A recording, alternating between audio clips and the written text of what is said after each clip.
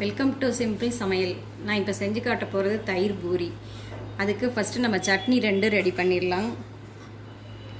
Green சட்னிக்கு புதினா கொஞ்சம், கொத்தமல்லி, ஒரு பச்சை மிளகா, கொஞ்சம் சீரகம், இதுக்கு தேவையான அளவு உப்பு போட்டு நம்ம அரைச்சிட்டு வந்துடலாம்.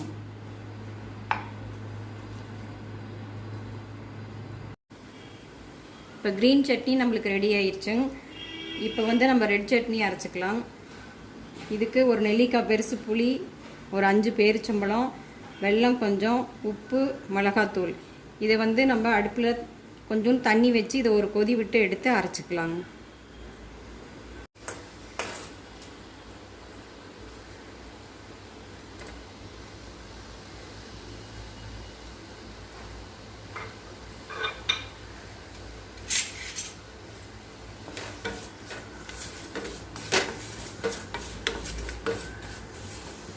இது லைட்டாக கொதி வந்தோன்னா நிறுத்திடலாம்.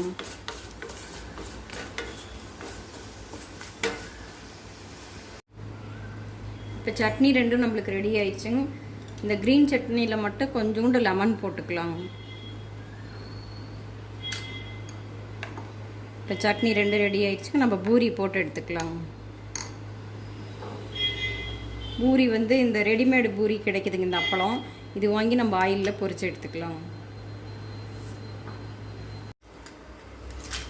ஆயில் சூடாயிடுச்சுங்க. நம்ம இந்த அப்பளம் போட்டு எடுத்துடலாம்.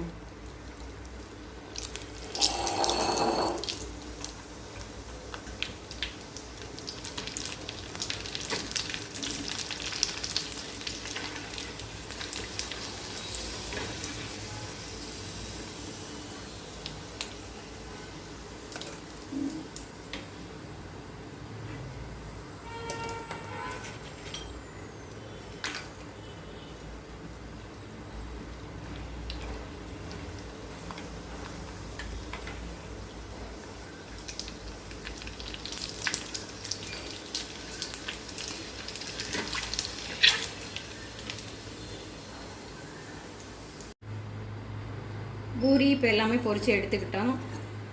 இப்போ அதை ஸ்டஃப் பண்ணுறதுக்கு என்னென்ன தேவைன்னு பார்க்கலாம். உருளைக்கிழங்கு வேக வச்சு எடுத்துருக்குறேங்க. கேரட் துருவி வச்சுக்கணும். கருப்பு சுண்டல் வேக வச்சு எடுத்துக்கணும். இது நான் வேக வைக்கும் போதே கொஞ்சம் உப்பு போட்டு வேக வச்சுக்கிட்டேங்க. வெங்காயம் கொஞ்சம் பொடியாக கட் பண்ணி எடுத்துக்கணும். கொத்தமல்லி தழை பொடியாக கட் பண்ணி எடுத்துக்கணும். கொஞ்சம் ஓமப்பொடி,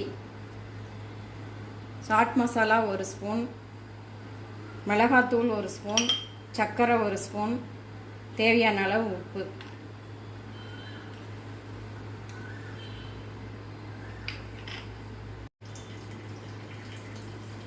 தயிர் 1/2 லிட்டர் எடுத்துக்கோங்க.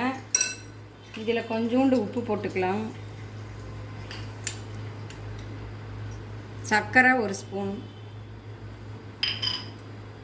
போட்டு தயிர் நல்லா கலக்கி விட்டுக்கலாம்.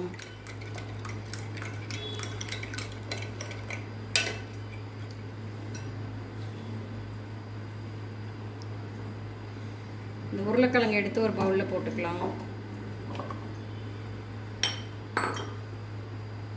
இதுக்கு தேவையான அளவு உப்பு.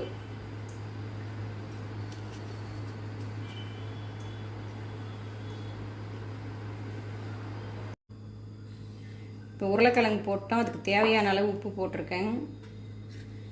மிளகாத்தூள் அவங்கவுங்க காரத்துக்கு தகுந்த மாதிரி போட்டுக்குங்க. கொஞ்சம் வெங்காயம், மல்லித்தழை, இந்த சுண்டல் கொஞ்சம் போட்டுக்கலாம். போட்டு நல்லா பிசறிக்கணும். நல்லா பிசைஞ்சு எடுத்துக்கணும். நம்ம உருளைக்கிழங்கு சுண்டல் எல்லாம் போட்டு பிசைஞ்சு வச்சுட்டோம்.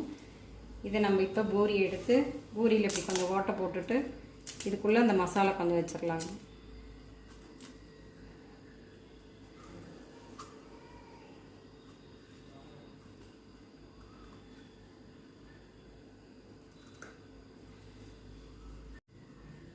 இப்போ நம்ம உருளைக்கிழங்கு எல்லா பூரியிலையும் உள்ளே ஸ்டஃப் பண்ணி வச்சாச்சுங்க. இப்போ இந்த சட்னி ஊற்றிக்கலாம்.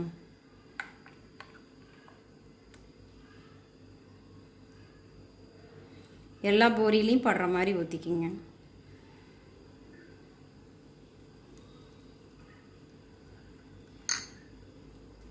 அடுத்தது ரெட் சட்னி. இதுவும் எல்லா பூரியிலையும் படுற மாதிரி ஊற்றிக்கலாம்.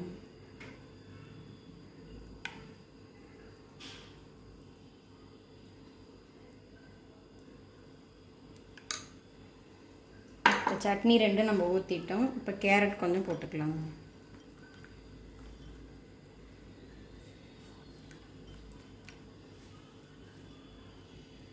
கொஞ்சம் கொத்தமல்லி கீரை, கொஞ்சம் வெங்காயம்,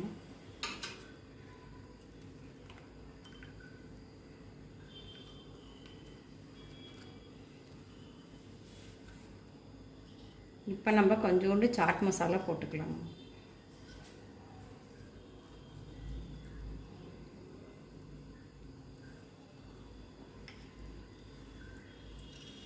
இப்போ தயிர் நம்ம உப்பும் சர்க்கரையும் கலந்து வச்சுருக்குறோம். இதை வந்து தயிர் பூரி மேலே ஊற்றிக்கலாங்க.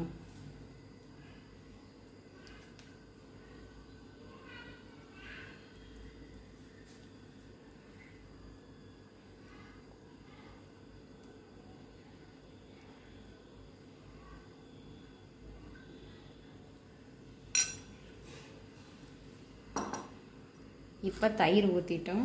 இப்போ இந்த காஷ்மீரி சில்லி கொஞ்சம் மேலாக தூவிக்கலாம்.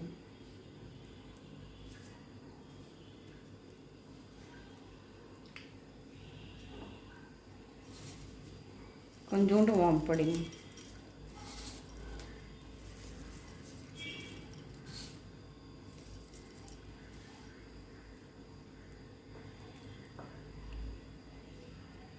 கொஞ்சம் மல்லித்தழை, இது மேலே கொஞ்சம் சட்னி ஊற்றிக்கலாம்.